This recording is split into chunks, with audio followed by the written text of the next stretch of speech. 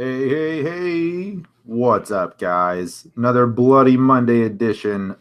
Looking at these cryptocurrency markets live. I thought I'd get us going on a live stream.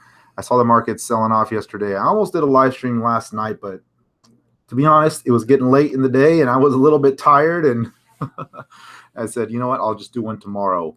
And sure enough, waking up to some more carnage, some more downward momentum. The hodlers have been destroyed. The bears are celebrating, and the markets just continue to sell off. And it's not just crypto today. If you look at the stock markets, Dow's down over 400 points, and just a big selling pressure across the board. If you've been trading, then obviously you can stay a little bit more nimble. You can get out of the way. You can take advantage of some of the market's action. But clearly, if you've just been holding, then it has been a rough ride, to say the least. I've strongly been looking at buying some new Bitcoin here, adding some fresh capital to the stash here. It's been quite the break, and I'm looking at 5,000 as the next support level. So we will deep dive the charts. Haven't done anything yet. I've only did 2 trades in the last couple of days. I'll go over those here shortly. Traded Ripple for a nice 9% trade over the weekend. And then I did a short Ethereum trade yesterday, and has paid off nicely. But other than that, kind of just been sitting tight, taking it slow. You don't want to overtrade in these markets that are just crazy volatility. The memes are out there. Love the smell of napalm in the morning. Oh man, I'm watching crypto Twitter just capitulate here, and it's can't blame people. I mean, you're looking at charts like Neo and Icon. Oh my God, Icon's just wrecked. Neo's down to the ant share prices and are almost, ontology. So wrecked across the board. And we'll deep dive a few of these charts. But I'm going to just keep it a little bit more casual today. I'm going to cover some quick news items, and then we'll go through the charts and take a look at what's going on, see what's on your guys' mind. And I'm reading the comments. I'll try to keep up with the comments. Usually the comments come fast and furious, and I try to talk and read and look at charts at the same time. And it's not as easy as it sounds. So, yeah, there's been a few holdouts. Ripple, NEM, Stellar versus BTC still holding up strong. So there certainly have been some ports in the storm, if you will. But for the most part, it's just wrecked carnage, Bloody Monday. And it has just been a rough couple of days. And so let's go through some of the things here. Of course, the media is picking it up already. CNBC's talking Bitcoin's dropping. They issued a short trade last week. Bitcoin on the fork. Let's talk the fork here. So Bitcoin Cash ABC, and Bitcoin Cash SV. So you're seeing this starting to lean one way. So let me go to the double chart here, and I'll show both of those here. And I have completely stayed away from both of those. I have not even bothered trading those, picking a side or anything. It's been a cluster, to say the least, over there on that end. Let me go to the hourlies here, and of course they've been dropping anyway with the markets taking a hit here today. So real quick, so look at that. That's here you got Bitcoin Cash SV, the 1 hour chart here on the left. When it started trading on Binance, it had this massive spike, pulled back, came off that lows, and was a fabulous run if you were able to catch that and flip it out. But since then has just been dying off here with the market taking a hit. You're also seeing Bitcoin Cash ABC pulling back here near the recent lows with the market taking a hit. And if you combine the two, it's basically a $300 coin right now. And ultimately, that's what could be expected here is once this settles out, if you will, you'll see the majority of the value from one coin rush into the other. And that'll be the new kind of Bitcoin Cash value. But at this point, even the combined value of these two coins is, it's $300. And when the fork happened, it was at, I believe, $400. So it's been wrecked either way. I mean, it's just down big time. You can see here's Bitcoin Cash. The big sell-off started well before that happened. You saw it peaked at 640, and you're looking at basically a $300 coin now. So the Bitcoin Cash debacle continues. You're seeing some reorgs of blocks here on SV, and it is what it is. It's just it's still going, so that's out there. But it looks like SV is starting to run into some challenges here, and you're seeing a lot of the hash and the blocks start to pile in on the other side of that there. So looking at the coin market cap, Bitcoin down another 8%. Ethereum continues to lose ground versus Ripple. Ripple now a full $4 billion more than Ethereum here on the market cap valuation. Bitcoin Cash still here at number 4, but everything is just big red across the board. A few holdouts, of course, but we'll go through some of those. But for the most part, it has just been a massive drop. The total cryptocurrency market cap here hitting $167 billion. And so once it broke that 200 level, it was just a pretty quick move to the bottom here in the last couple of days. Looking at the last monthly chart here, we peaked at around 220 at the beginning of November here, November 7th, and has been a very swift fall back once we broke that major supports. The BTC dominance, again, not a lot of change, pretty much sitting tight. And you can see that's just because, well, everything for the most part is going down altogether. The two that are kind of offsetting each other here are Ripple going up as Bitcoin Cash dropping. That has some of the most impact there on the dominance, but kind of washing each other out. So for the most part, it's just flat from that perspective. So not a lot of change there. So let's go to the charts here, looking at BTC here, and I'll just jump in and keep looking at the comments as I go, and just take pause along the way and kind of keep it a little bit more open forum here. Real quick, I don't want to forget, and I don't have any affiliate link or anything like that. This is just purely me letting you guys know this TradingView deal they do once a year around this time, around Black Friday here, is a really good deal, to be honest. So if you're considering using TradingView, or if you have it and you want to upgrade to one of the better plans, I would highly recommend taking advantage of this sale. It's a really good discount compared to what you normally have to pay. And so they're running it through the rest of this week. Take a look at that, get some more information. But that Black Friday sale is pretty good. I get a lot of questions around, hey, what should I use? Should I use TradingView? Should I use CoinGee? I personally pay for both, but I pay for the kind of basically the pro version of TradingView because I use it a lot, and I really like TradingView. I think it has a lot of advantages over CoinGee. Plus, I'm using it for a lot of the other markets that I trade, and so definitely check that out. That's a really good deal. So not on the 2 years. It's okay. It's still a good deal. All right. So check it out. Bitcoin, looking at the 4-hour chart here on Coinbase, and I was posting this chart yesterday, and it was pretty much just sitting flat over the weekend, but it was just ripe for another breakdown. It was setting up a little bit of a bear flag. And on the 4-hour chart, in my last update, I was talking about, hey, keep an eye on these moving averages, and you can see this little gap between the two moving averages here, and let me change the color of that, was really where the resistance showed up. And there was a breakout attempt yesterday, and it just got sold into very quickly. Tried to clear that resistance, pulled right back in, and could not. And then once it started to dip lower, started to break this lower trend line, that's when I said I think it's breaking lower here. Odds are after that pause. If you look at the RSI, it had just given the RSI plenty of time to cool off here over the last couple of days. On the 4-hour chart, the RSI went back up to 40. The MACD was already back in the green, starting to roll over here. So that was kind of the signal that, hey, be cautious. This could probably break lower here at this point. And it did. And it was just a high probability trade, right? I mean, you look at, we had a breakdown last week, and this was your typical kind of bear pennant, just sitting tight and lets things cool off, lets moving averages catch up. And odds favor in these situations, you're going to see another leg down after that. And so we saw that leg down. That was when I entered the Ethereum short trade here, as I was looking at a shorter term time frame here, basically as it was starting to roll over. So entered there around that 171 mark. I have since closed that out, booked the gains on that, so I'm not short anymore.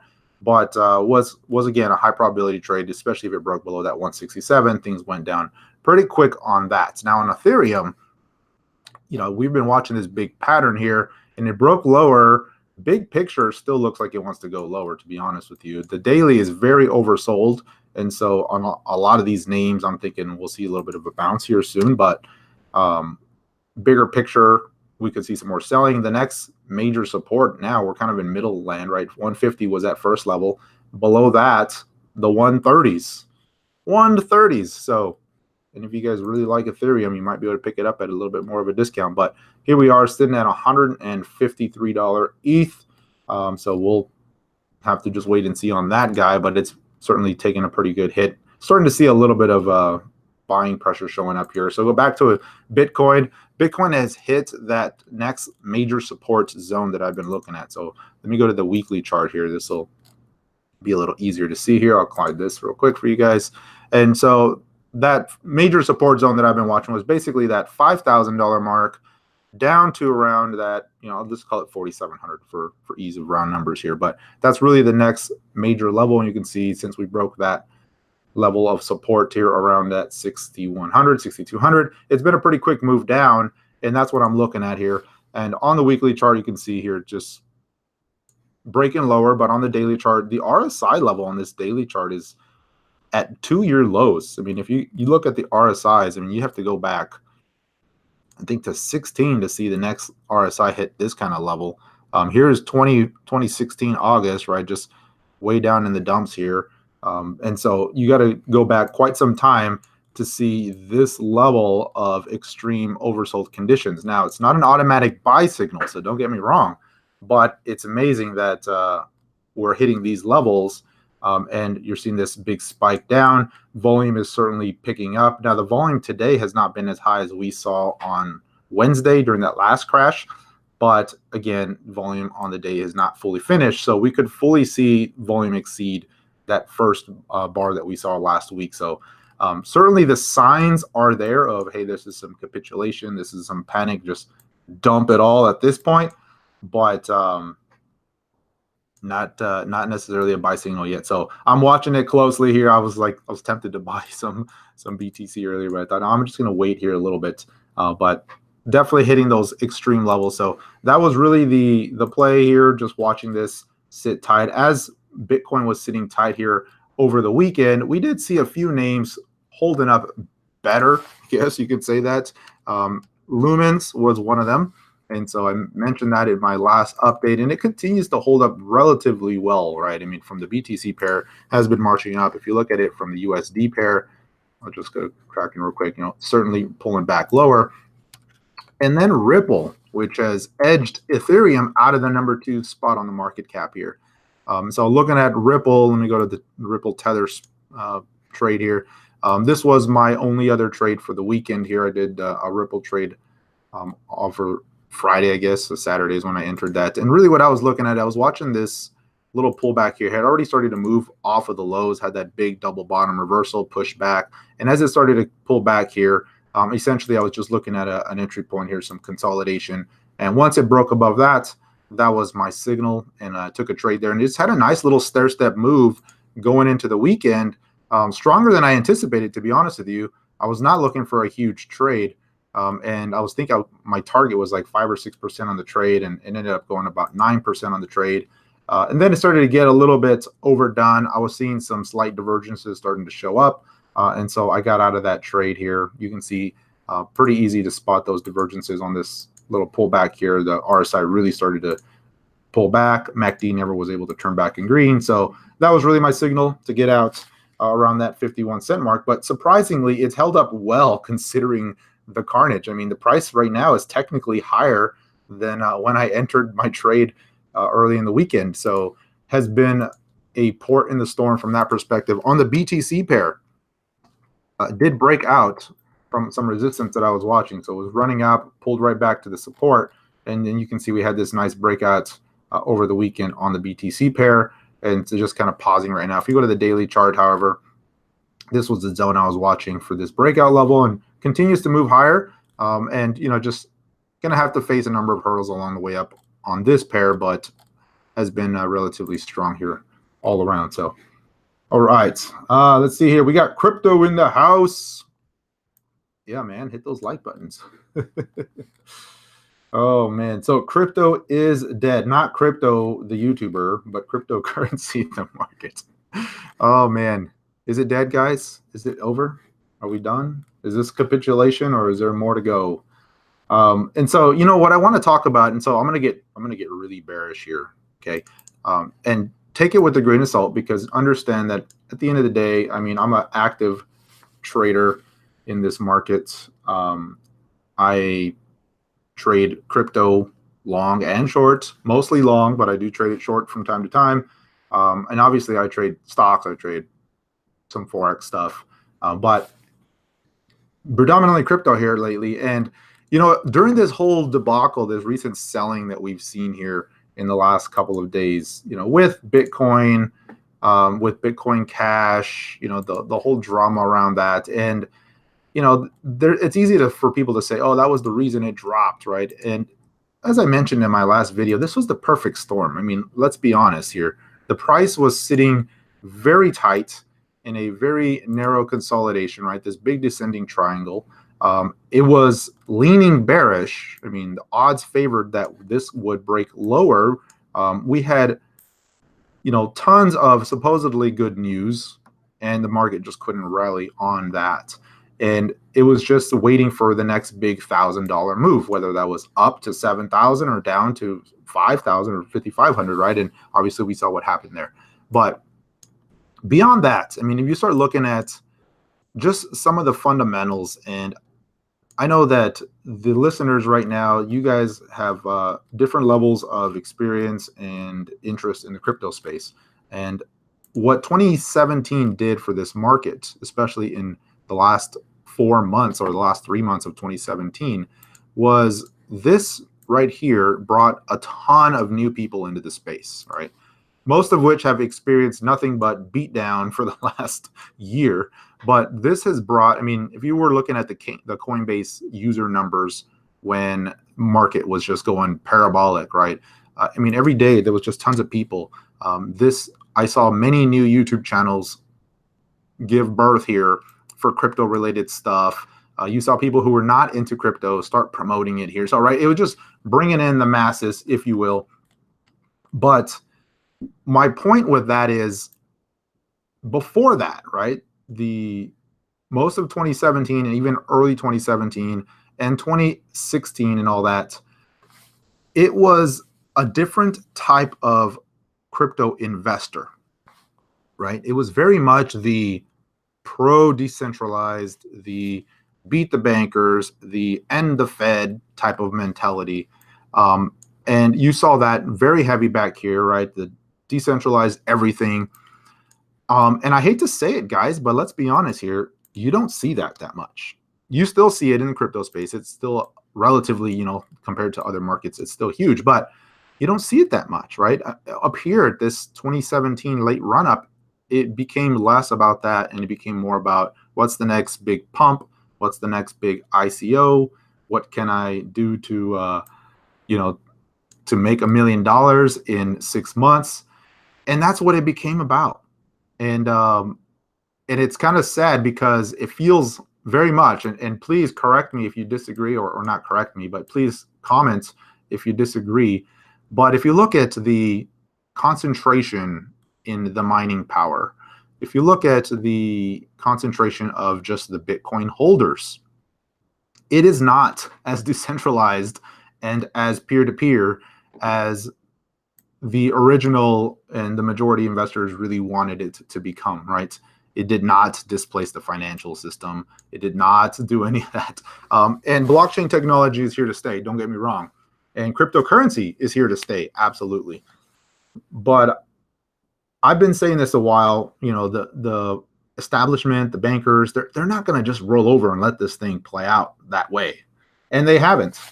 And you're seeing that now, right? The big players are very much connected.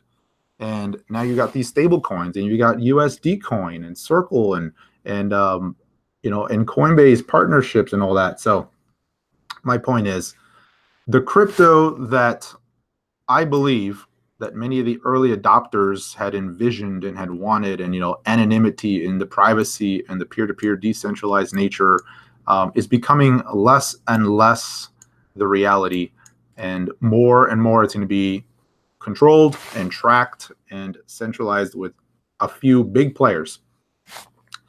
I hope I am wrong, and I hope that that ends. But when you see the entire industry just raving around, backed and raving about, oh, the institutions are coming and ETF and all that, and if that's really the only thing that's going to drive this, right? It's a far step away from what the original vision was. So, and if you look at what the coin market cap is too, I mean, I'm on a bearish tone. So if you're just joining, this was my precursor. This is going to be a little bit bearish. If you look at the coin market cap, right, Ripple, right, the second largest coin market cap, you know, arguably one of the most centralized cryptocurrencies out there.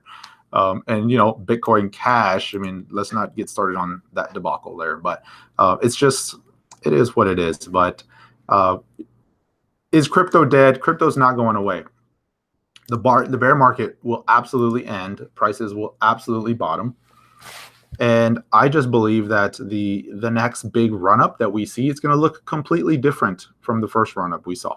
You know, ICOs were all the rage in 2017. That's pretty much a done deal now. I mean, you know, let's take that step, right? If you look at ICOs, and I thought that was a pretty good article on here, but if you look at ICOs, right, it was kind of the another phase, right? The next phase of the decentralized dream, right? You can sidestep the VCs. You don't need any of that anymore. You can crowdfund stuff. You know, no regulation, just, hey, buyer beware. And that's great. And of course, there was tons of scams. There was tons of failures. Absolutely. But if you look at who's investing in ICOs nowadays, I mean, you got to be an accredited investor. It's predominantly the ICOs are chasing money from VCs. And, you know, it's just shifted so much in the other direction back to basically the same model. And so ICOs are pretty much done for now, right? So you look at that. I'm just saying it's going to change a little bit. The landscape is always changing. It's going to evolve. The space is still very young. I mean, $168 billion market cap. That's nothing in the big scheme of things, but that's a far cry from where the peak was, of course. Many of you guys were around for that. So, all right. So that's my rant. Now, that being said,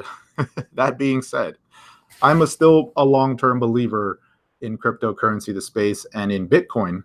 I do believe that the major players, the banks and countries, will continue to move in the direction of crypto and ultimately issue their own versions of crypto. And we're already seeing that, right? USD coin is kind of the first step in that. So in that world, Bitcoin is still going to be a better place to be. Absolutely. And there's still going to be a lot of cryptos. And beyond currency, as we know, right? Most of these are not just pure currency plays anyway, right? There are platforms, there's smart contracts, there's programmable money, and, you know, supply chain use cases, and tons of really great use cases that will come from all of this. So don't get me wrong, but the libertarian dream, the vision, the anonymity, peer-to-peer is certainly changing fast. I mean, how many of you guys mine Bitcoin, right? How many of you guys profitably mine Bitcoin, right? Just think about it that way. So, all right. Well, anyway, let's get to the charts here now that I've depressed everybody. Oh, man. Hey, look on the bright side. No one's going to have to pay taxes next year. No, there's no gains, no capital gains tax to pay. Oh, all right. So anyway, on the trading side, trading continues to be active. Trading continues to be quick. Now that we're out of this flat, quiet, low volatility period that we saw for a couple of months, there's a trend. It's not the trend that everybody wanted. There's a lot of volatility, and there is certainly some trades to be made. Very few on the long end right now. So if you're going long and trying to catch that fallen knife, it's probably been a little bit painful here. So, all right. Yeah. Shapeshift, moving to membership system. Don't get me started. I'm already done with my rant. Okay. So let's see here. Let me go back through some of these comments here and drink some water. Doge is only down 4%. Oh my goodness. The Swiss ETF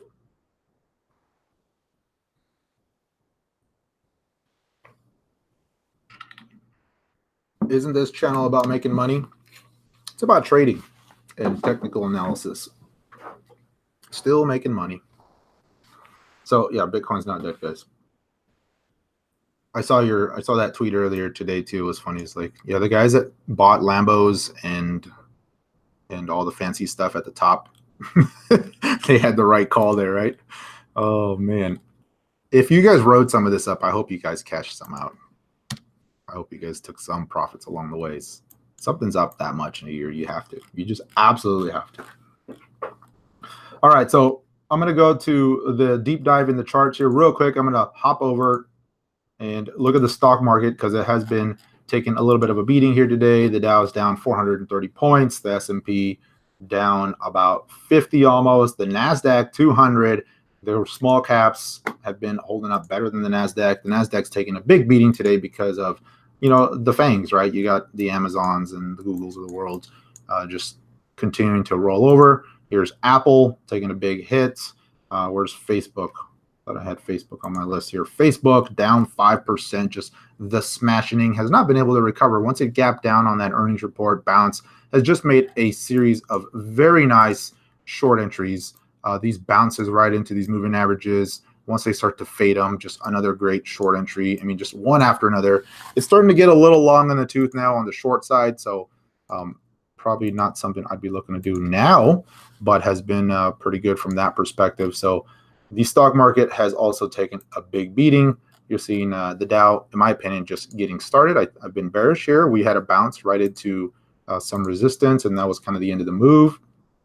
The NASDAQ has been lagging even more than that because of some of the other players, but same with the Russell. So we'll see here how that plays out, but you're starting to get a little bit extended here in the near term. I'm expecting a little bit of a year-end bounce, and then we'll see from there. But what else? Okay, we'll go back to the crypto stuff and get to it. And so here's what I'm looking at on the BTC side. Oh, look at that. Sub 5K, $4,987. BTC just continues to drift lower here. So just be patient, guys. I know it's tempting to want to try to catch those falling knives, but here's the way I'm looking at it. If I'm wanting to go long or to catch a bounce trade, this is the way I've been approaching it here. So I have a few names that I'm looking at here, not Bitcoin, but some of the other alts that are just like taking a massive hit. Looking at some of those for some bounce trades. So let's take Icon, for example, right? Icon's down 20% on the day. And what I'm looking at is these potential early reversal signals, but I'm not going to pick the bottom. I'm going to wait for it to take me in on some of these trades. And so you start to see that MACD start to rise here a little bit. Prices start to go flat. Could it just sit tight, put another bear pennant and break lower? Absolutely, right? So you have to be cautious about that. Still below the 10 EMA. And so what I'm looking at is, when it's drifting down like this, I look at the prior candle high, and then I start putting in, a little bit of buffer zone, but I put in some conditional buy orders, and then I'll just start trailing it down as it does that. And the intention there is, let me see, where's my marker here? The intention there is, eventually there's going to be some low, and usually the reversal there is pretty quick and spikes right to the, right up. And so I'm going to have some orders in place to catch some of those moves. And again, those are quick trades. They are literally counter trend trades. They're not swing trades that I intend to just fully reverse and hold and go all the way back up, right? I mean, it's going to be when you're filled, put your stop in quick and raise the stop to break even as soon as possible. But NEO's another one, that I'm watching here for some potential drifting lower and a quick reversal. Again, doing some similar action here on the MACD, on the 1 hour charts, very short term. But you're seeing some divergence, some loss of selling momentum, if you will, right? As prices continue to make new lows, MACD's kind of sitting tight here. So those are the types of things I'm starting to look out for today. Is today the day? Who knows? Maybe tomorrow, but eventually you'll see a pretty decent bounce after this type of a sell-off. Worst case, right? It goes flat and then just puts in another bear pennant and sets up another leg lower, just like it did on Bitcoin this weekend. And so if I'm never filled, then I'm never filled, and it's okay. We'll just wait and be patient here on the upside. And so that's what I'm looking at. Quantum's another one. Look at the move this guy has had on the last couple of hours, right? Down 15%. from the break last week, down about 30%. And so if you go to the daily chart, some of these are hitting some pretty extreme levels on the RSI side. Could it go lower? Again, yes, it could. So I'm just going to wait and be patient. But if it bounces, I mean, even a little bounce, right, is double digits in terms of percentage. And so that's what I'm going to be looking for there. As I mentioned, I was short on the ETH side. I've closed that out now, so not short here anymore. Clear that out there. So let's kind of go down the big cap list names. So we docked BTC, Ripple, of course, one of the stronger names right now. So looking at Ripple, where's Ripple? Ripple has been sitting flat again, considering the market. It did bounce again, so I did clear that out the other day. And again, that was the same type of strategy. It was literally a bounce trade into this resistance. Have cleared that out since, and it's pulling back here a little bit, but has been one of the ones that held up better. Next on the list, Ethereum. We talked ETH, but I'll look at it very quickly here. Let me go to ETH on Binance. It's a little bit different view. On Coinbase, the next target is about the 130s. If you look at on Binance here, there's no more trading history here because it's lower than when it started trading on Binance last year. So prices have broken support on the Coinbase side or the USD pair. The levels to look at there, or the next level down, is that 130s range. Real quick. And the 130s range is a couple of ways that I was looking at that here. One, it was a measured technical move from this big pattern that broke lower. Project that down, it took you to about 129 or so. The 130 level also corresponds with this last prior big wick here that we saw in July of last year. And then above that, basically where prices are right now, it was kind of that closing basis support. And we've already undercut that. That was around 155. And so kind of middle of nowhere now. Look, who's next on the list? Bitcoin Cash. We don't want to talk about them right now. The two coins, I'm not going to look at those again. We'll look at,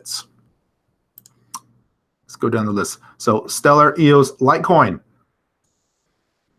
So looking at the Stellar Lumens, again, not as bad. Definitely taking a hit because of the USD pair versus BTC has held up a little bit better, but it's retesting the support of the lows from last week. So be interesting to see if we get a little bit of a bottom here near term. It is tempting to put in a low. So this is going to be around that 22, 23 cent mark or so. And you are seeing, again, a slight, not a major one, but a slight divergence here as these prices retest. Now, if prices undercut and MACD does not make a new low or RSI does not make a new low, then I'd start paying attention for some potential double bottom type of action if you see that. But for now, playing the patience game with these names here. Looking at Litecoin. I'll take a look at that that Lumens weekly chart again here real quick. One sec, guys. So looking at Litecoin, Charlie Lee is going to buy back all of his Litecoin at $37 today, and just kidding. Oh man. Okay, sorry guys. I don't want to get started on the Litecoin debacle there. But man, Litecoin, $37 Litecoin. It's still higher than when it was. Where was that? Where was that Coinbase list? Oh, it was $20, right? Remember when Coinbase listed Litecoin was like $20? Let's go see here. Back in the day, back in my day, where was that? No, I'm wrong about that one. What was that? Anyway, back down though, fully retraced here. Looking at Litecoin breaking that $40 mark, which was kind of a big floor here that we had for a while, $40, $50, and breaking a lower, very oversold near term, but no sign of a low just yet. Again, very similar type action. Seeing some divergence here, very minor, but again, it's not a buy signal until prices actually bottom out. But it's giving you some clues that maybe the selling momentum is waning a little bit on this second leg down. And so I'd be looking for a little bit of a bounce action. Was it $4 when I got listed? Seems like so long ago. Let me go down the list here. EOS, we skipped poor EOS. EOS at $4.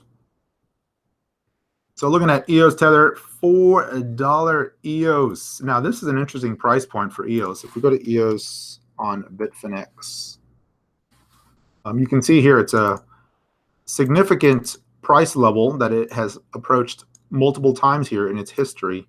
And so it's going to be interesting to see if EOS bounces from this or not. I mean, technically it's already undercutting. The volume is pretty high, but you can see here, right, that was that listing high before the big sell-off. And then remember this massive run last year when it went from 50 cents and went back into double-digit dollars. But you can see a little bit of resistance there. Then it pulled back, hit right there, right here, and breaking below that level here today. So it's going to be interesting to see if it can bounce off of this level. But that $4 mark has been a significant level for EOS. It's another one of those that I'm watching for that potential quick spike reversal higher for a bounce trade. But until that, just going to be patient on this one. You can see there's the same kind of pattern showing up here. And so I'm keeping an eye on this, kind of indicating that the selling momentum is starting to wane a little bit. Here's the hourly chart. But, you can also argue this is just a pause, a relief pause before another leg down on a descending triangle or a bear pennant. So that's why I'm not jumping the gun on any of these. All right, let's see what else. I'm going to close this guy out because it keeps confusing me here. So Tether.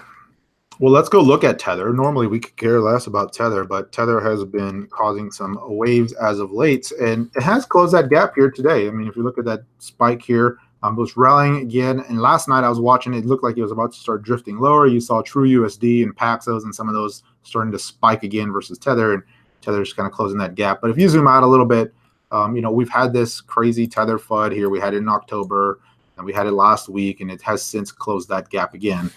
But just kind of annoying to see that either way. So Cardano, oh man, Cardano, where's you at? We go to Cardano BTC first, and then we'll take a look at the bigger chart here. So interesting to see that Cardano BTC is still holding that September low. So it hasn't undercut that, hasn't made a new low yet. So that'll be interesting to see if that retest holds and it can start to rally here. Now looking at it from the dollar pair, it is undercutting that level, of course, on the dollar side of things, just because Bitcoin is breaking lower. But if we zoom out and take the big picture view, just here's the weekly Cardano on Binance, right? USD on Binance, and just making new lows for the year, and just continues to drift lower here. Big move down today, but similar action that I'm watching here. So what I look at is, as prices continue to drift lower, will they break higher as this MACD cools off a little bit? RSI is not quite there yet, so that'll be interesting to see if we can get a bounce off of that. But on all of these, all I would really be expecting would be a bounce into the resistance. First level would be kind of these moving averages, and then on the 4-hour chart go a little bit higher. But the break point from yesterday's support zone would really be that first major resistance point there. So if you go to the 4-hour chart, that's the kind of bounce that I would expect and where it would probably peak out at on a lot of these names. And you're talking, a decent bounce percentage-wise, right? 10 to 14%.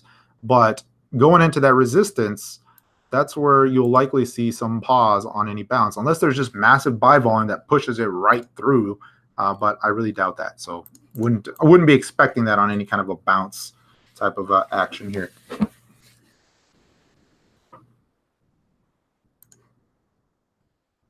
Monero, everyone's favorite privacy coin.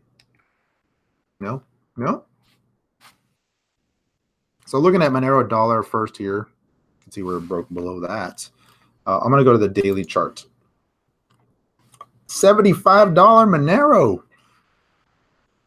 Whereas the last major base was right there, and it just sliced right through that. So you can see here we had this level of support here, this nice big base that broke out going into year end last year, pulled right back, tested it there, undercut it and bounced right back, and today breaking right through that level of support. So see if it can bounce from there. Below here, on a price basis, the next level to watch is around $56.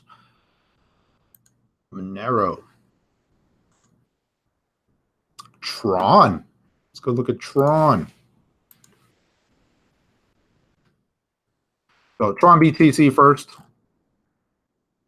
Again, notice this one here bottomed out in August and still holding above that point versus Bitcoin. So it's going to be interesting to see how many of these names hold a higher low here during this market carnage. But looking at it from the, let me go back to this hourly chart here real quick. But you can see here, right, typical type of action. It had that pattern, breaks lower, and a little bit of a bear pennant that was really just confirmed after last week's break.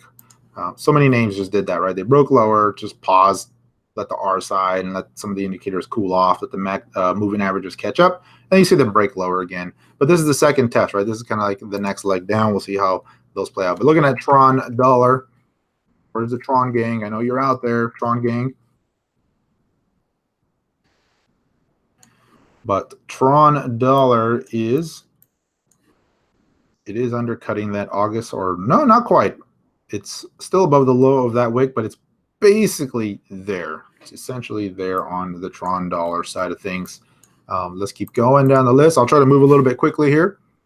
And let me see. I'll probably just go down to, we'll go down to Neo. We'll do Zcash, Ontology, Omise Go, and then I'll go ahead and start looking at the list and see any other names that you guys want to cover there. So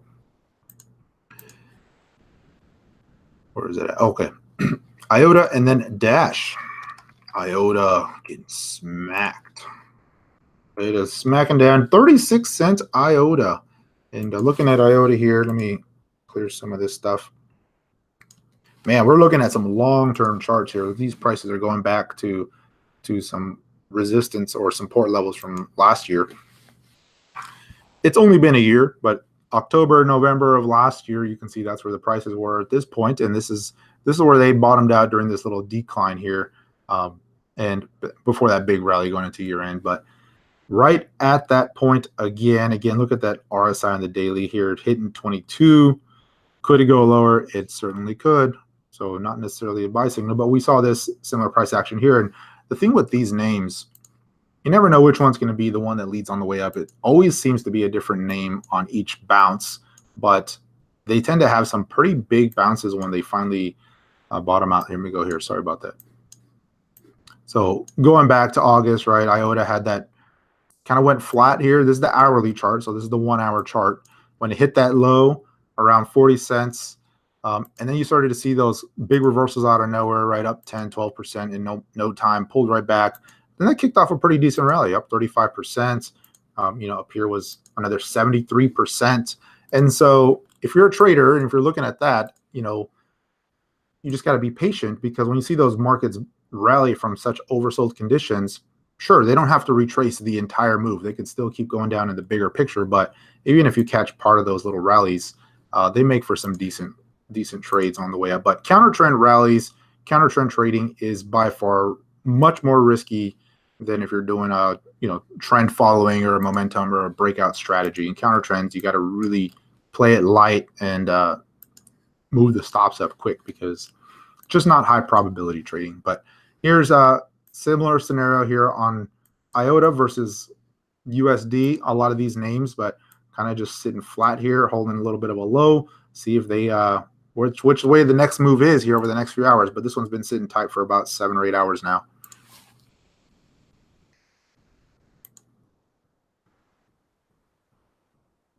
Dash, ooh, Binance coin. So looking at Dash, let me scroll out here. I'm gonna go to Dash dollar. Want to buy a masternode? Dash masternode has really come down in price these days. $100,000 for a Dash masternode. It's better than the $1 million it was at one point. But looking at this here again, let me see here. Where was that last? The last low was there, which it broke right through. Today here, you can see that was the low. Tested it in August, bounced right back, slicing through it today, and on some pretty decent volume. It's about the average here is what it's been here for most of these other ones. Let me know when Dash is $1 so I could buy a masternode. I'd pick up a masternode at $1 Dash. I would do that too. But yeah, so here we go.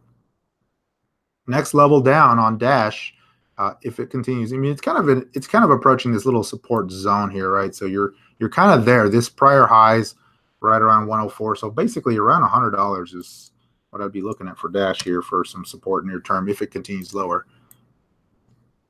Then below that, oh man, does anybody really want to look at what happens next? BNB. So Binance had that big descending triangle that very similar to some of the other charts that I was watching. And I remember posting this in the group going, you know, a lot of these charts are starting to look bearish. I'd be cautious here. And this one broke lower and it's hitting my target. So I had a downside target on Binance at around $7. You can see it here, 684. And that's exactly where price is on Binance. So it'll be interesting to see if it bounces from here or if it just keeps slicing through. Now, if we look at some of the price support levels on Binance, next level down here is, well, this is basically lining up with that too. So you look at that guy there, right where we're at. And then the next major support below that is way down at $4.30. So Binance 684. All right, I'm going to do NAM and then NEO. So NAM's trying to buck the trend here. Can somebody call the NAM folks and tell them that we're in a bear market here and to quit pumping the price up? What's going on, NAM? But so we saw NAM last week had that big rally, and this was on, you know, some relisting here, some exchange trading opening up again after the big NAM hack. But look at this pause, and today seeing a nice little push higher. Would like to see a lot more volume on a move like that, but certainly showing some ability to hold its own. Again, this is the NAM BTC pair.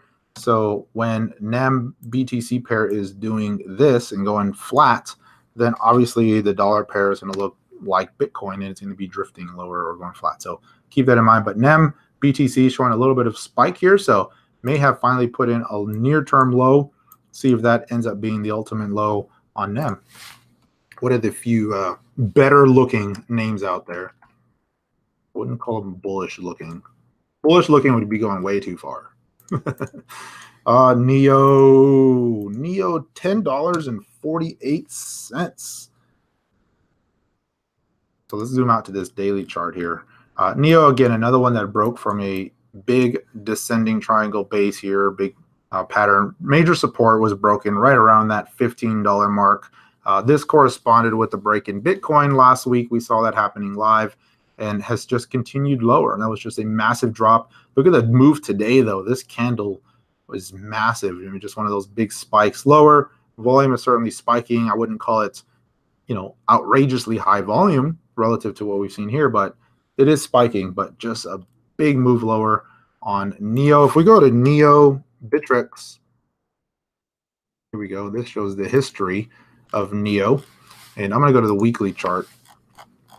Now, this was, you know, this was when NEO had that first parabolic run. Still was ant shares back here, and then did the rebranding here. But look at, man, it's just fully retraced back down to almost that $9 mark before that big run up we saw last year. And what a move that has been today on the downside for NEO.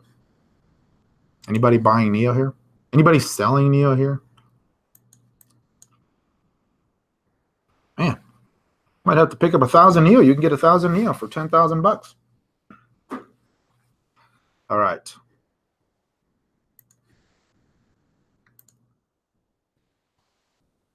All right, so let me see here. I'm just gonna start skipping around here a little bit. We'll look at a few more charts. Let me catch up on some of these comments because I have been glancing over but have not caught up and kept up.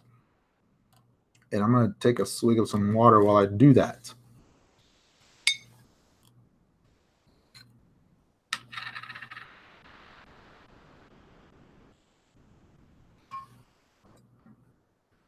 Oh, good question. Could you show some bounce levels versus Bitcoin as well? Yeah, we'll definitely do that. Let me go through some of the ones that I'm looking at from that perspective.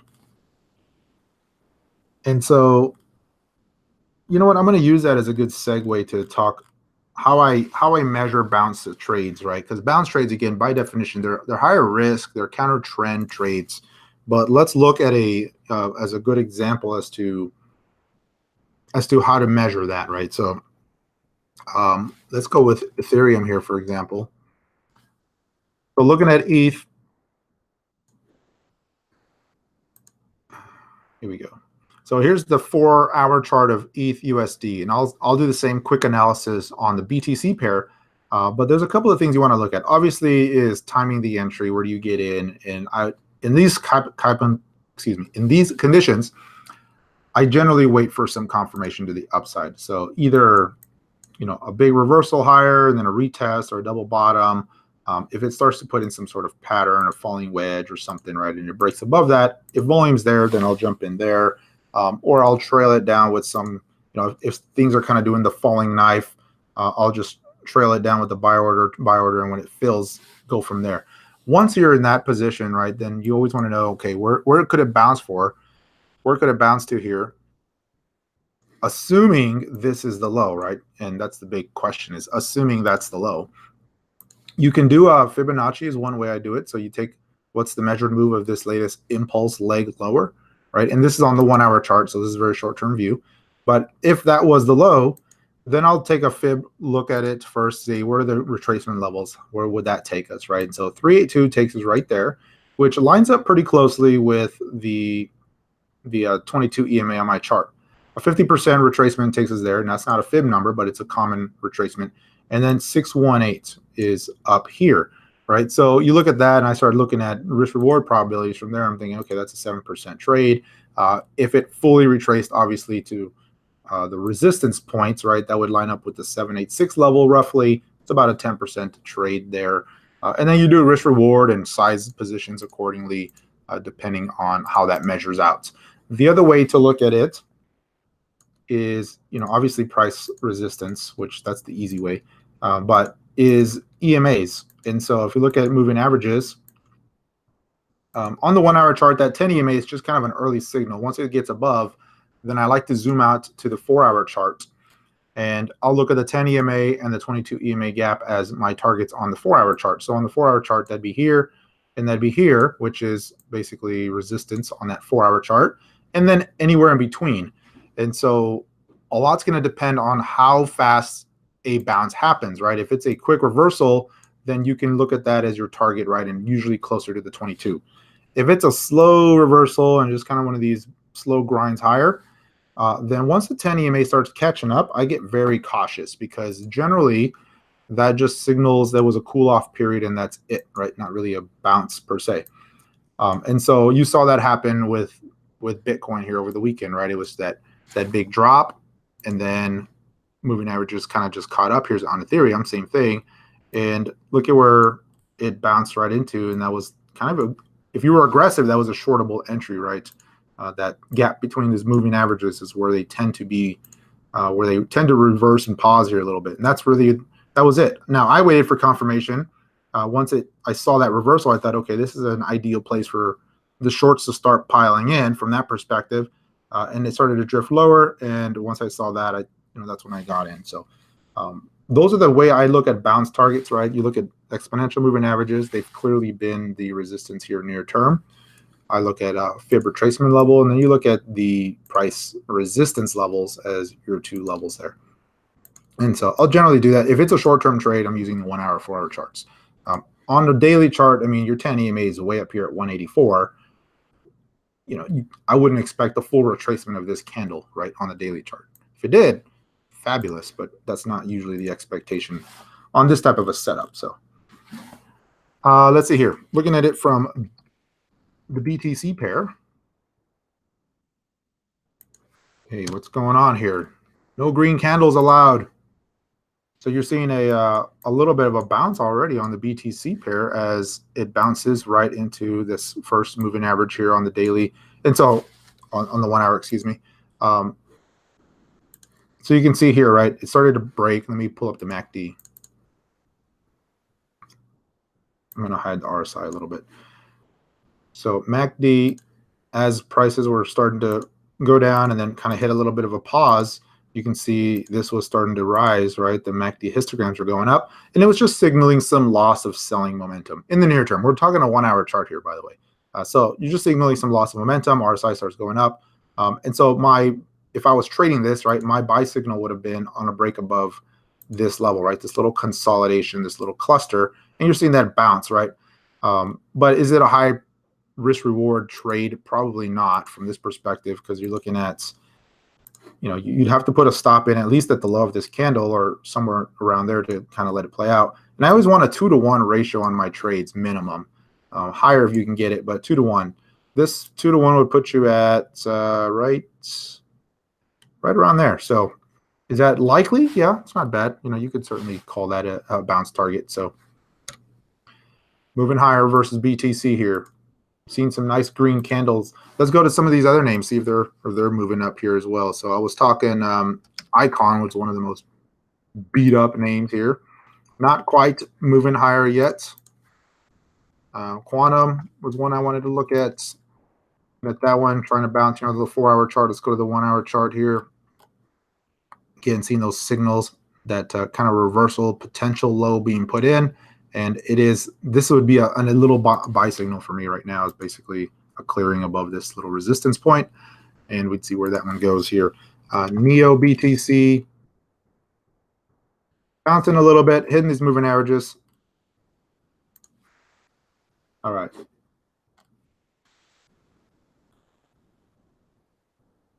Let's see here. Bitcoin making a new low. Where's that BTC on Coinbase? 49.36. 4,800. If it hits 4,800, I'm gonna have to buy some. How can you not? Good time to go long on MEX. Oh yeah. All right, I'm just catching up with some of these.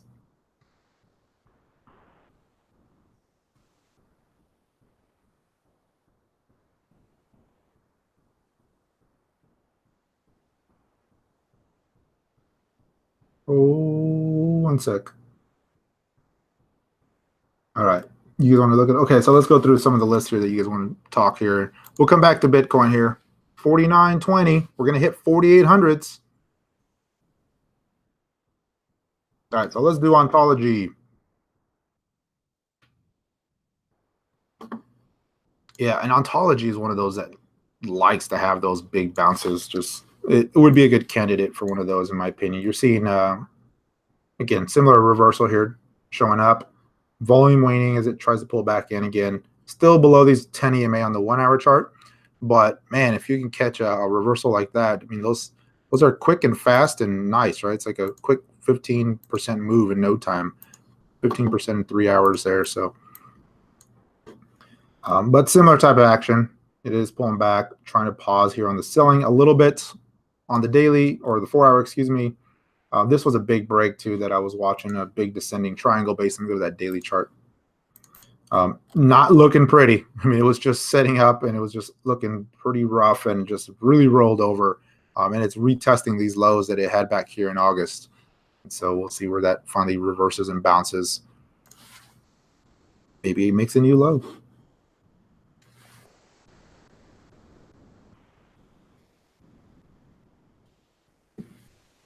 When everything goes to zero, will you consider a job on talk radio or perhaps a sports commentary? You know, there's no better sport than watching the markets. Well, let's hope everything doesn't go to zero. But, you know, probably not. Probably not. Okay, let's see here. What else we got going on? Omise Go. Let's go check it out.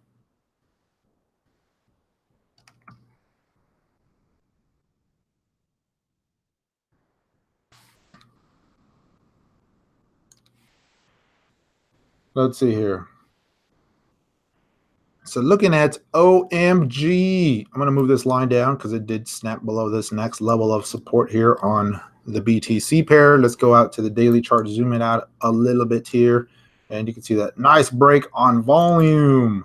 Big volume. No signs of a low being put in versus Bitcoin anytime soon. It's just continuing to get the smack down. Let's see here. How fast is this guy falling? 49.10. Is this capitulation? Is this All of you guys selling at the same time, you guys should have let me know before you sold like this, man. Shorts are starting to spike. Let's go take a look at the BTC shorts on Bitfinex. Here's the ETH shorts. They're seeing a little bit of covering there. Bitcoin spiking here a little bit. The carnage. Oh, the carnage. All right. I'm going to keep going down here, looking at the comments, seeing what else we can do.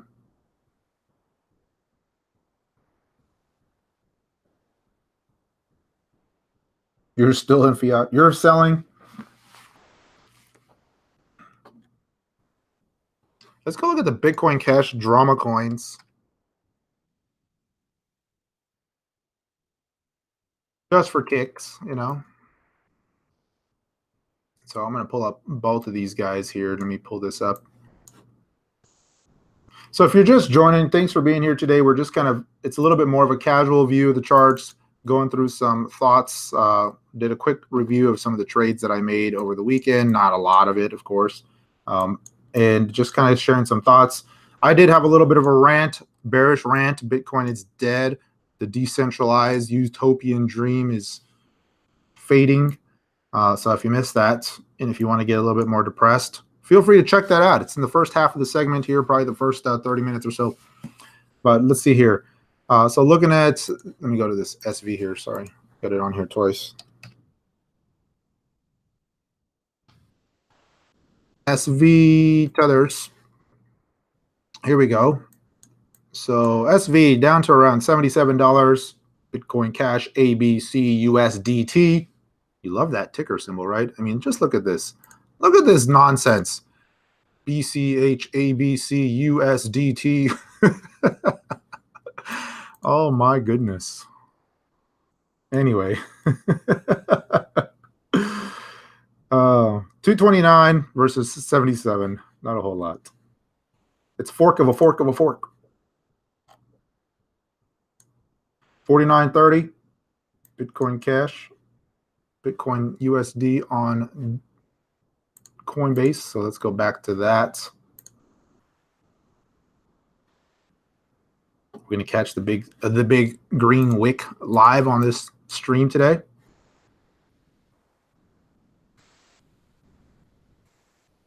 Should I sell my stock or my stack? Buy in later.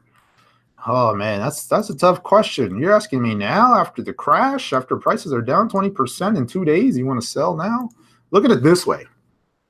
If you didn't sell on Wednesday or Tuesday, you know, you're down 20% basically. Prices are down. I don't know if you're down 20%. Prices are down 20% from Wednesday.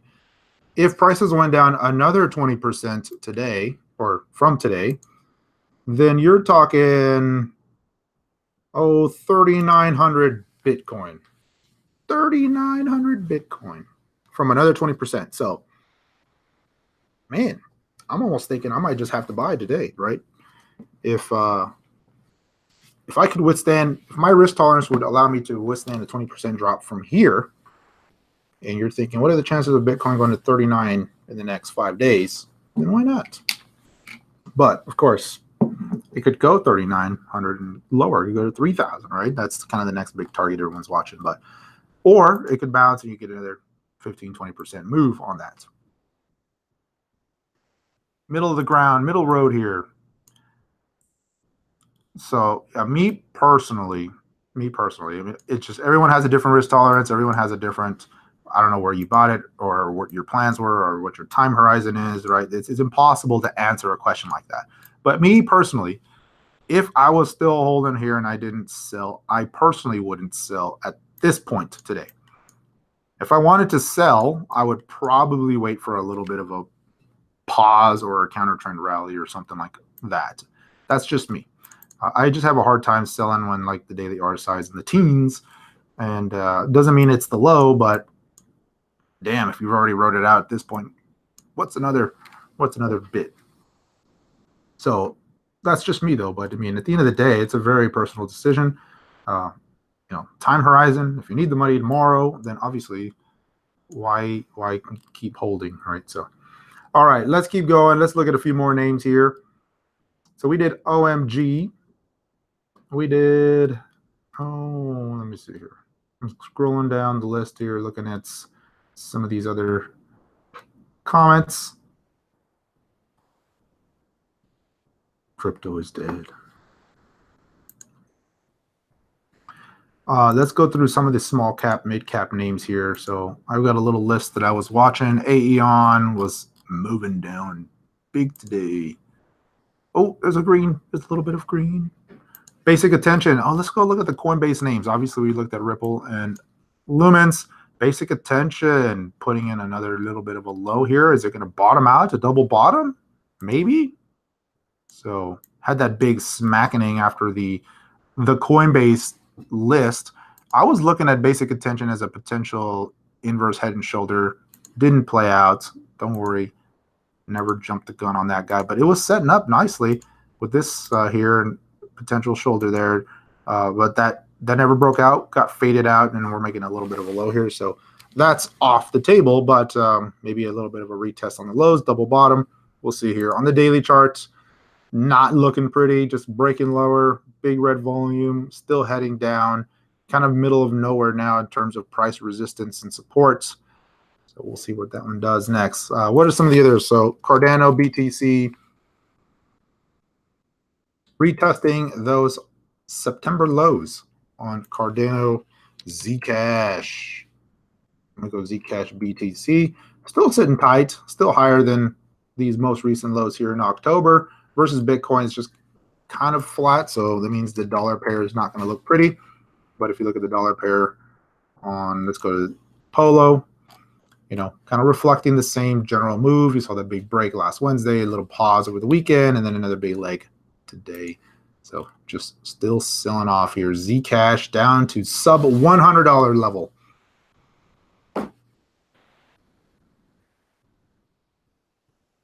Some of the others, 0x. We go 0x BTC here on Binance. I'm going to go to the daily chart here because this has had quite the fall since the Coinbase listing and has fully retraced it. I mean, almost back down to these lows here in September versus Bitcoin, and still drifting lower. A lot of momentum to the downside, but again, very oversold like so many of these names. Do they bounce? Where do they bounce? How high is that bounce is anyone's guess, but trying to put a little bit of a low here near term. Look at that hourly chart, just a little bit of a bear flag into the 10 EMA really. Stellar Lumens. Stellar has been holding up much better than most. Had that pullback too last week. I mean, it had that nice run up and then just pulled right back and bouncing in here a little bit. So overall, still holding up well. If you go to the daily charts, you can see that never closed below that 10 EMA on the daily. Had a 3-day pause, still rallying higher. And we know that this is a potential candidate to be added to Coinbase. So one of the Coinbase names. It did break out of this broader, bigger wedge that I was watching here in the weekly charts here and still clearing some resistance. So one of the holdouts. Ripple. Okay, not Ripple. Who was the other one? We did all of them, right? All 5? Okay. So Ripple was the one that's been holding out today and breaking out versus Bitcoin. Had a breakout over the weekend. Was my one long trade that I made this weekend. And I did sell it. I was trading it not from the BTC pair. And so there we go. I banked the profits on that guy, but see, US dollar wise, it's still kind of holding up. It's kind of right back to where it was, but had a nice little run versus Bitcoin though. It's been holding up very nicely. WAN chain, huh? Let's go look at WAN chain. WAN chain BTC. Little descending triangle showing up here on this 1-hour chart. Not looking pretty. Looks like it's setting up for another leg down here. Again, just it's crazy to see how oversold some of these are on that 4-hour chart. So I'd be waiting for a lot of these, just waiting for that confirmation of a break of this little bit of a downtrend here near term. Nano. Nano just drifting down. Let's see, Nano. Go daily chart here. Nano just is not recovered once it broke below that support. So this level here, that's what I was looking at. Broke, bounced into the resistance, bounce, and just underperforming Bitcoin by a large margin here. What were some of these other names that were the high flyers a couple weeks back? Go made for a nice little trade late week before last. Kind of pausing here, sitting tight. Small cap name Mana. Mana was a nice trade too. I got out of that one here and just has been sitting tight since then. But yeah, that made for a nice little decent breakout trade.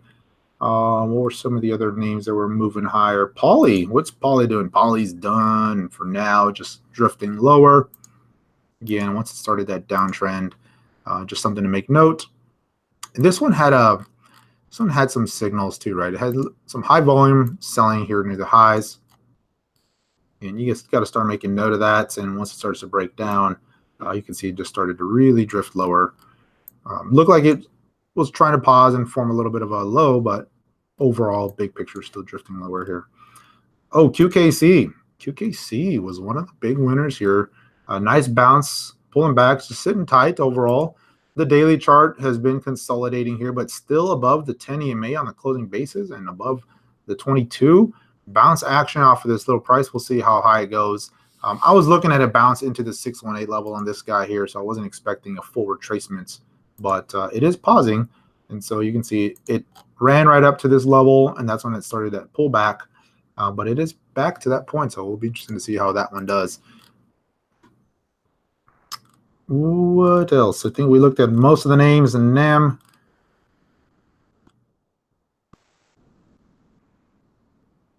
Syndicator.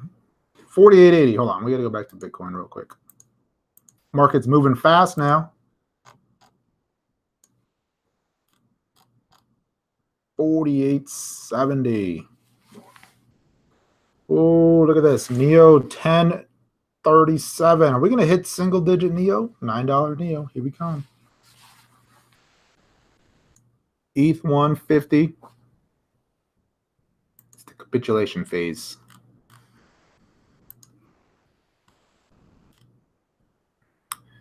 Yeah, look at that volume really spiking here today on that move. It'll most certainly be above last Wednesday's volume by the time this day closes. There's still plenty of time left on the day, so. Am I dumping BTC in the background? No, I'm not dumping BTC. And I'm not shorting it here.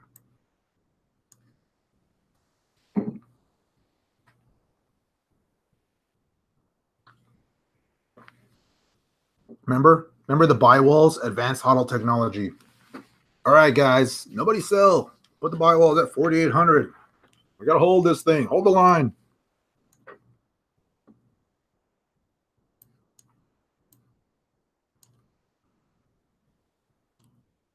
Oh, yeah, let's see here. Why am I not shorting it? You know, I was short ETH yesterday. I took a short here. I closed that out. So made for a nice little trade. Shorted ETH, but that was it. The risk reward probability, the ratio is just not favoring shorting at this point now. I mean, you know, there's just a higher risk of a bounce trade, a short covering rally, and so it's the setup's not there for me to short, right? I mean, this was the short entry here. The short entry was basically right here on the break, right? And that's what I was posting, right? I was saying, hey guys, this is it. Looks like it's breaking lower. That was really the entry if you were looking to short. So now back here, it's pretty risky. Pretty risky shorting here, in my opinion.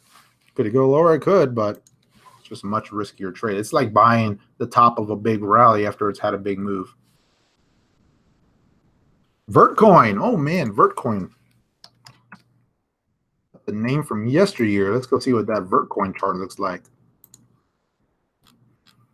Vertcoin.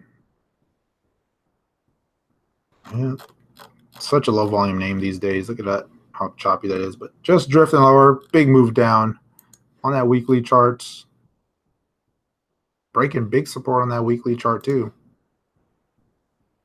Next move down projects to, well, basically where it's at now. And then, of course, there's the yearly low support, which is way down here at 280. Paxos. Yeah, those USD alternative coins are moving higher. So if you look at True USD, you look at Paxos, go to the hourly charts, basically the inverse there.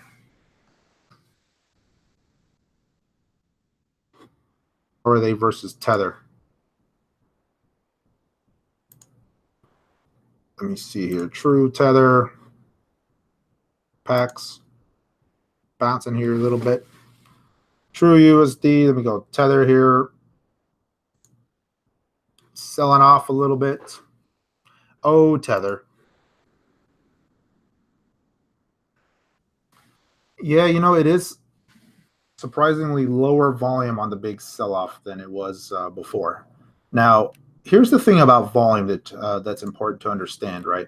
On a break, volume is important, right? Once you get that big break from resistance or support, right? Volume is very important to see that break because it'll signal the conviction behind that move. Once it's broken and once the trend is on its way down, you don't need a ton of volume for selling pressure to continue. Now, volume is pretty high compared to most other days. I mean, here's the average volume on Coinbase. And look at this, is way high, right? So you're certainly high, relatively speaking. But the thing with volume is on the way down, the market can continue to fall on its own weight, as they say, right?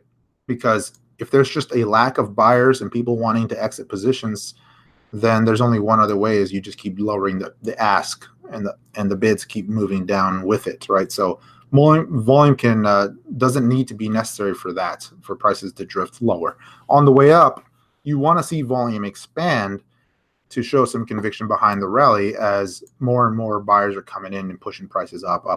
So it's important to watch volume, but on the way down, it's not as important. At the extremes, it's important because you get the capitulation, right? Or you get the climactic buying rally that everyone has to get in, and it usually marks the end of the run. So here you're seeing some high volume, relatively speaking.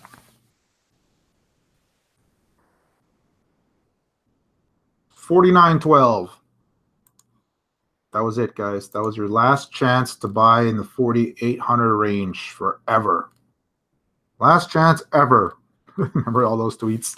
Last dip ever. Oh, well, you know, I can't even afford ramen these days. I'm just going to be drinking water. Bitcoin 49.35. Starting to bounce here a little bit.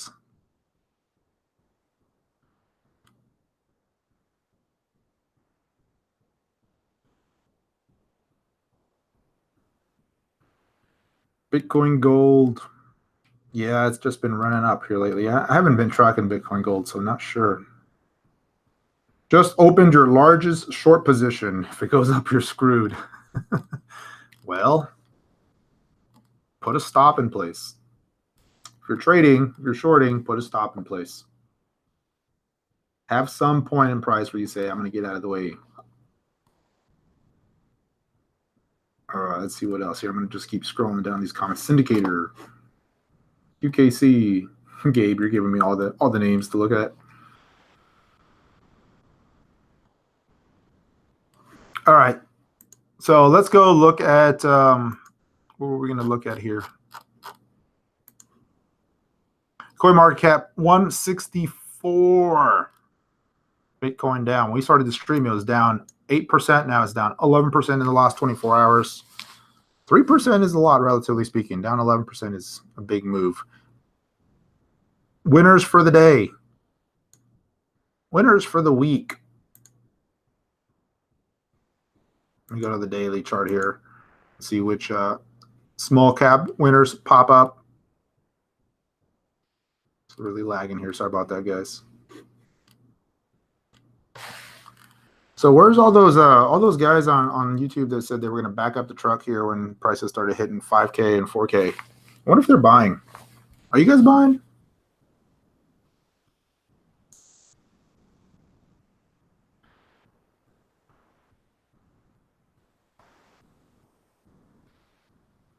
Oh, here we go. Oh, Diet Bitcoin.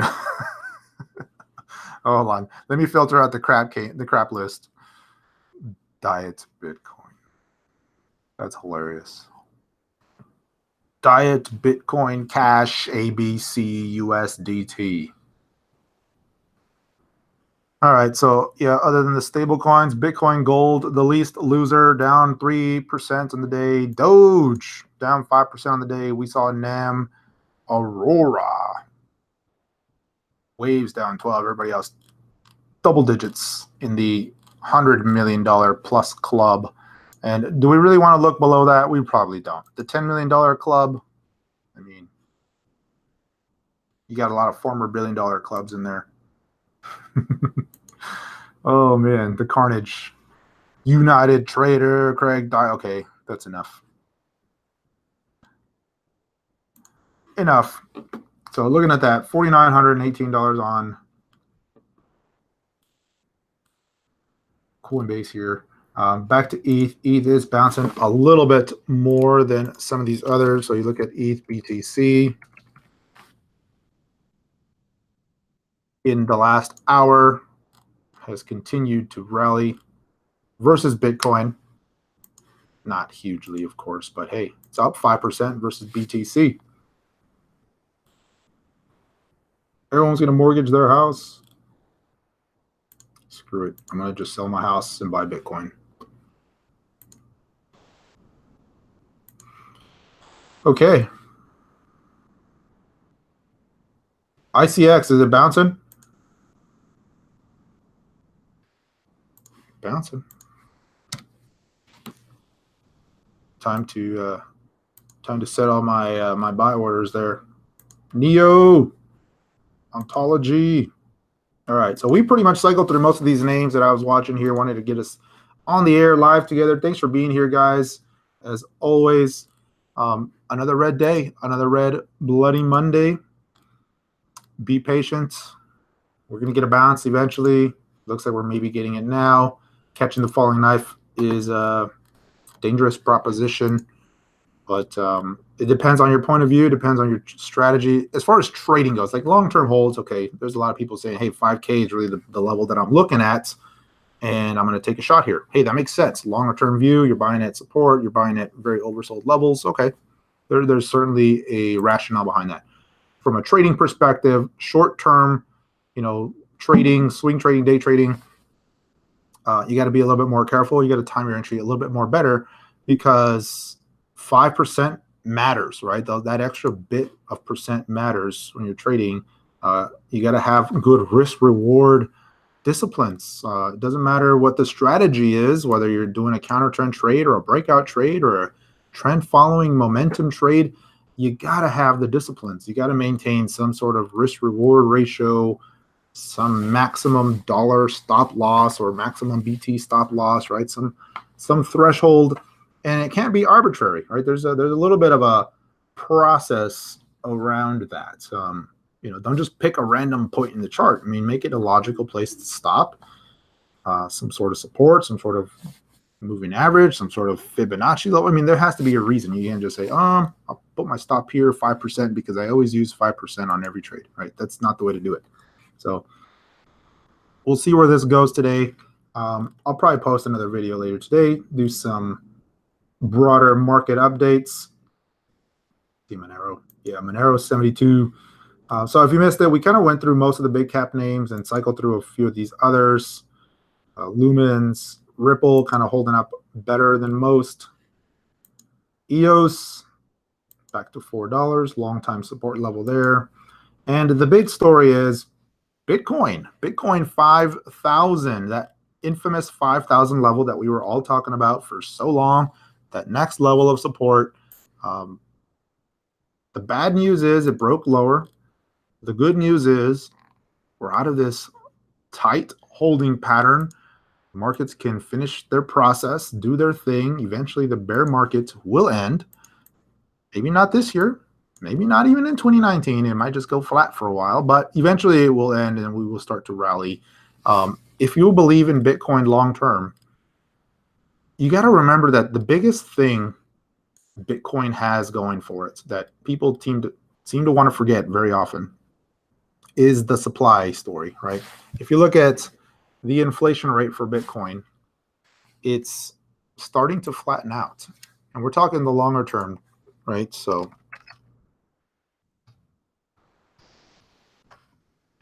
supply curve, longer term, right? This is really the thing that you got to remember, right? Ultimately, there will be some max number of Bitcoin ever created. And the next halvening is about a year and a half from now. And shortly after that, this curve really starts to flatten out. I mean, the entire history of Bitcoin up until now, right? Inflation has been very steep, right? It's just now starting to level out as the halvening occurs and you have less and less rewarded coin on every block. And so this is going to be really interesting once it really starts to flatten out, because simple supply demand economics dictate that, hey, if more people want Bitcoin in 2025, then there's supply, then there's one thing that happens, right? Price goes up. So they can either buy Bitcoin or they can buy one of the other 100 forks. But that's just the thing that you got to remember, right? This outstanding supply and where we are relative to that curve, because it's the biggest thing that it has, the biggest fundamental benefit, in my opinion. Obviously, other than the technology, all that fun stuff. But Theta, is Theta bouncing back? I was watching Theta crash yesterday. Let's see here. On fire. It's on fire the wrong way. I was keeping an eye on this one here for a potential breakout. So it'll be interesting to see. That's a big reversal wick today, though. Let's go to the 4-hour chart. Theta, nice reversal. Let's sell off, big pop to the upside. Good. Cool. All right. Come on, guys. Help me out. Let's find some other coins that are on fire here. All right, so looking at that, Bitcoin broke below that 5K, 48.75 on Coinbase.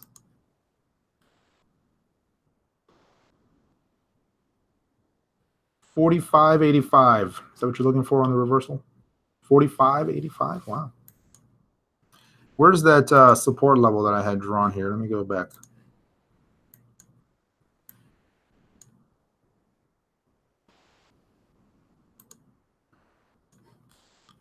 Promise, I will end the live stream here soon. Don't want to keep you guys holding too long, but entering that support zone that I've really been watching here. So we're certainly in that realm now. We're sub 5K.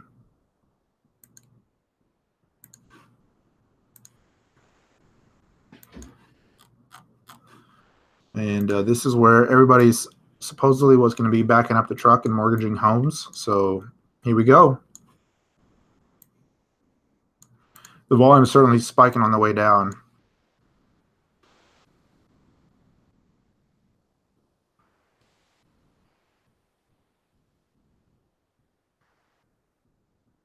QKC, why is it holding? It has been holding up really well. I think they're, I don't know if that is a catalyst, but I believe they're, is it the live market or the testnet goes live on that? Reading the comments here, guys. Sorry.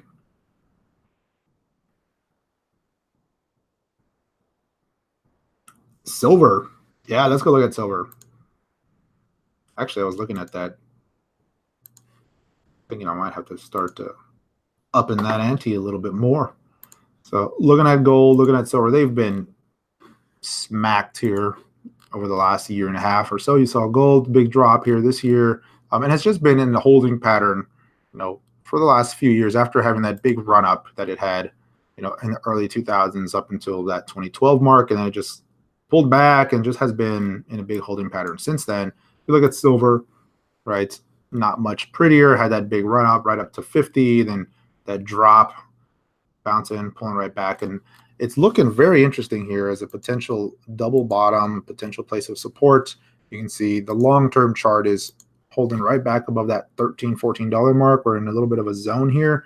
If you zoom in to the daily charts, seeing if it's going to put a double bottom here. If it starts to break above that 1480, I'm going to get a little bit more interested in it. I'm looking at some of these miners, right?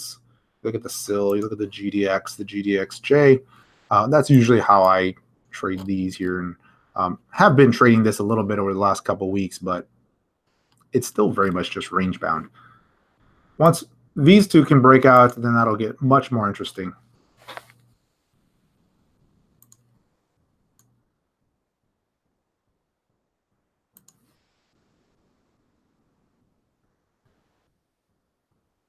Checked your portfolio for the first time in a while. Oh, man.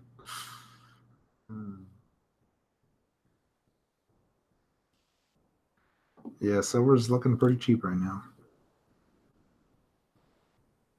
ZIL. We didn't go through ZIL. Let's take a quick look at ZIL.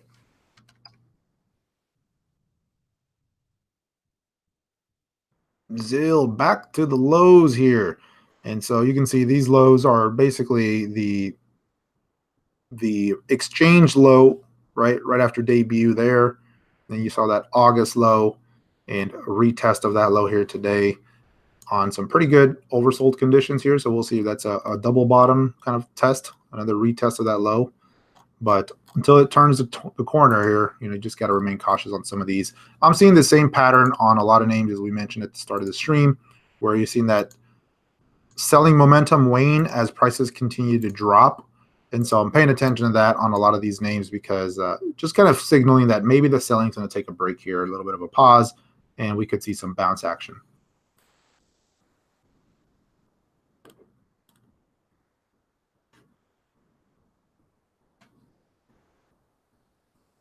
Populous. Haven't looked at Populous.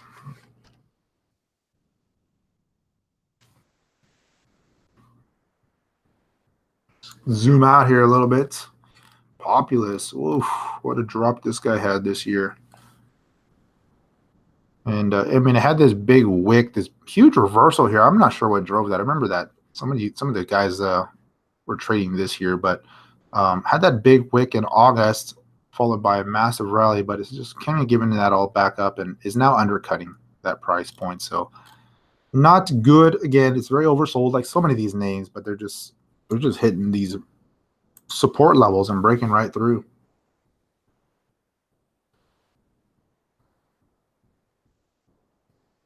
Yeah, good point on silver versus BTC.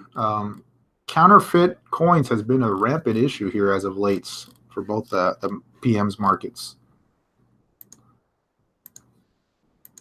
That's assuming you want to get physical. I know not everybody wants to take delivery of physical, and there's pros and cons behind that. There's high premiums too, so maybe a little bit of both. Do some on the exchange.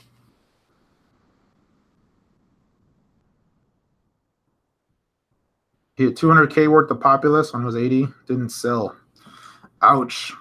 Unfortunately, that story is probably all too common in this space right now. No profits were taken. Oosh. All right. So there's BTC. Oh, sorry to hear that, man. Market's down. Girlfriend left me. Your dog died. You're like a country song. Rough day. And here you are listening to me. Oh, gets worse, doesn't it? Oh, man. So speaking of the stock market, down 500 points. The Dow just continues to slide lower. No end in sight. No bounce. Where's the bounce? Are we going to bounce right here? It's retesting last week's lows, so we'll see if that can bounce here a little bit. There's the lows. Going to that daily chart. Here's the low from last week. NASDAQ. Odds favor it goes lower. Personally, I think that's what's going to happen, but we'll see here. Dow's holding up a little bit better, relatively speaking. Small caps better than the NASDAQ, and that's because Apple, Facebook, Amazon are getting smacked. Bank of America, just no place to hide. Facebook, even the weed stocks. I was pointing this out to some of the folks in the group here saying, hey, a lot of these weed stocks have bounced right into that 50 EMA and resistance. I think they're probably done for now. And man, that turned out to be the case for so many of these here. What was the other ones here? Look at Tilray. You look at Kronos. Canopy Growth. Oosh. Oosh. That's all they were. They were just nice tradable bounces.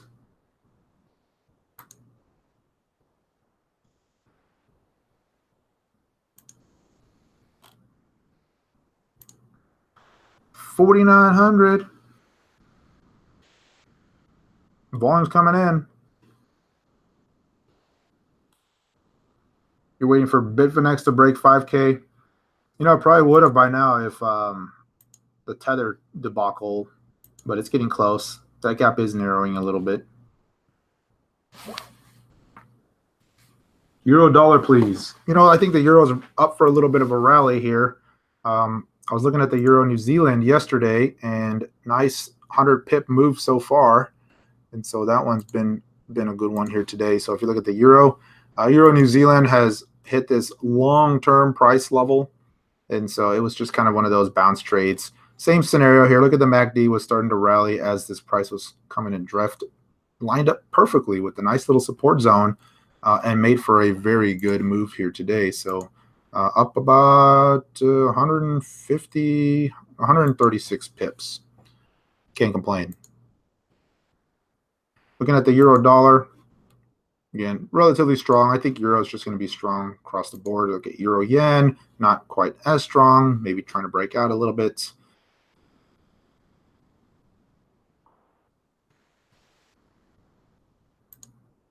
Aussie pulling back. Here's the euro Aussie up strong too against that pair.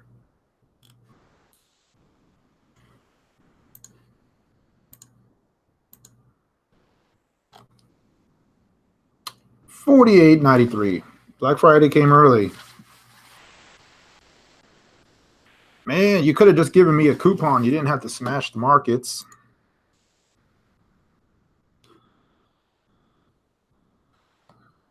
Real estate market is topping in New Zealand. Yeah, I think it's kind of topping everywhere, isn't it? Real estate market is. What chart site program are you using? You know, that's a great question. That's a perfect segue into this non-affiliation link. I get nothing out of this, so there's no hidden agenda here. But this is tradingview.com.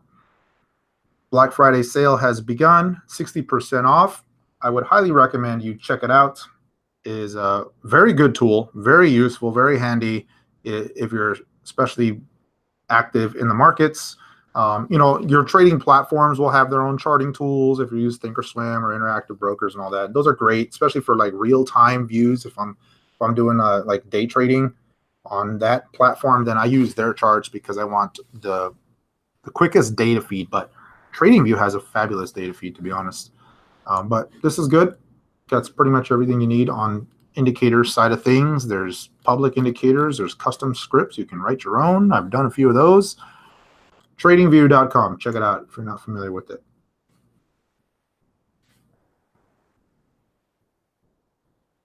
I still use Coinage. I just don't use it as much, but I do use it. I still pay for it.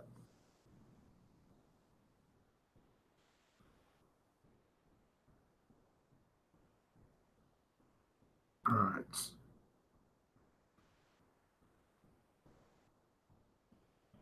What do I think about IOST? Who do we blame for this massive loss? There's no single person to blame. It's a confluence of different things. You know, you could say Bitcoin Cash, there's a catalyst, manipulators, whatever. The price, I mean, we were ripe, right? I mean, look at the charts. It was a descending triangle. It was sitting tight. Volatility had ended. It was one of those, could go either way from here, but odds favored probably going a little bit lower because of the pattern. And that's, I mean, it was just ready to go. And it did. Unfortunately. What was I going to look at? Oh, IOST.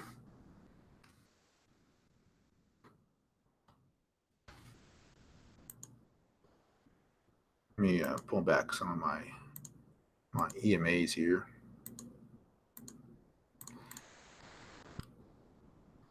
So this one's an interesting one too. It's some of these are I've noticed here on this 4 hour chart, right? You had that low from last week, and then you had this little bear pennant pause, hit the moving averages. Excuse me. Came back again.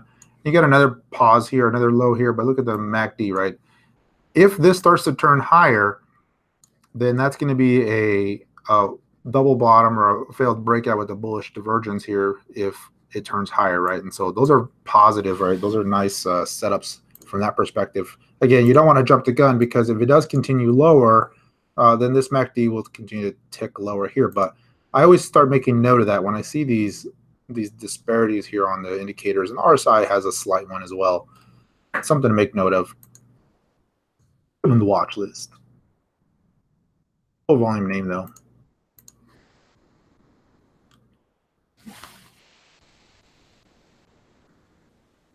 All right. Has Satoshi sold his Bitcoin yet? Oh man, maybe that was him. That was his fault. He sold all his Bitcoin Cash, Bitcoin Gold, Bitcoin Diamond, Bitcoin Private, Bitcoin ABC, BCH, SV. Man, Satoshi's loaded. He's just sold it all. I don't think he sold his Bitcoin yet though. Oh, let's see here. Neo, little bit of green there. It's kind of hard to see, but there's a little tiny green. NAM, Lumens.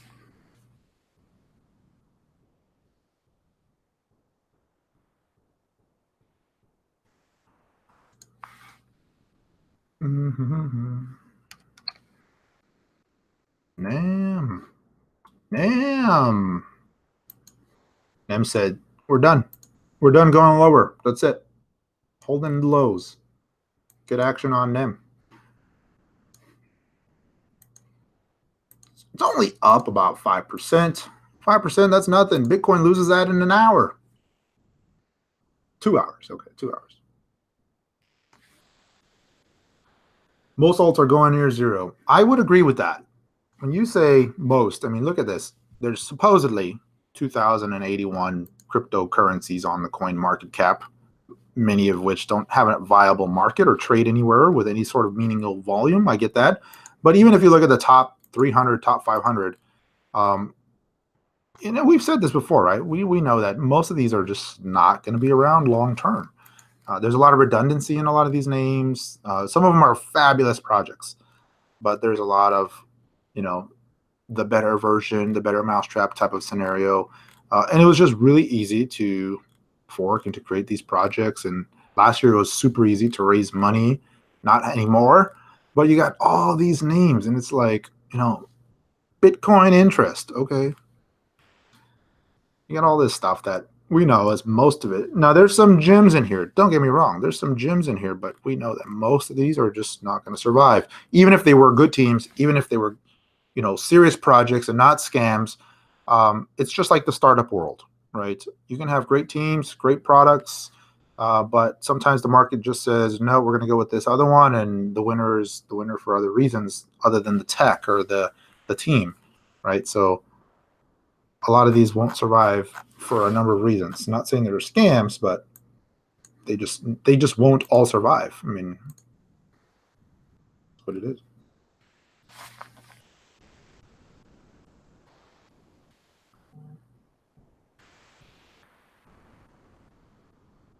Feels like all cryptocurrencies are being abandoned. Looking for some cheap Ripple, but it won't go down. Oh, the poor bear market problems. Ripple won't go down. Damn it. Ripple. All right.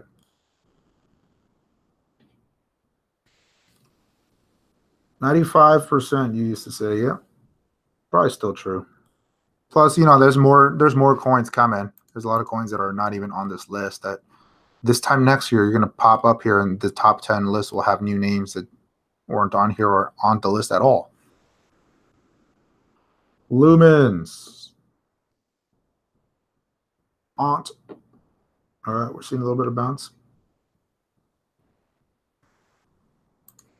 Seeing a little bit of bounce. All right, there you go. So that's my cue. My work here is done. I wanted to be here until the bounce started to show up. See where the day goes. Look out for a. I'm just being facetious, by the way. I didn't. I didn't do anything. I was just kidding. But I was talking about some potential bounce action here that I'm looking for on a few of these names, and I will be likely doing some counter trend trading today. So it is what it is, and we'll see how the rest of the day plays out, how the rest of the week goes. Hey, let's cross our fingers and hope that Monday's the low for the week and we get a little bit of bounce action. But all right, well, guys, thank you so much for being here. For those of you, I know a lot of you guys from the group are here today. I'm going to schedule another live stream later for us, so look out for that, and that'll probably be on in about an hour or so. Thanks for being here, guys. Thanks for the likes. Appreciate the comments and the good dialogue. And as always, see you next time. Take care, everyone.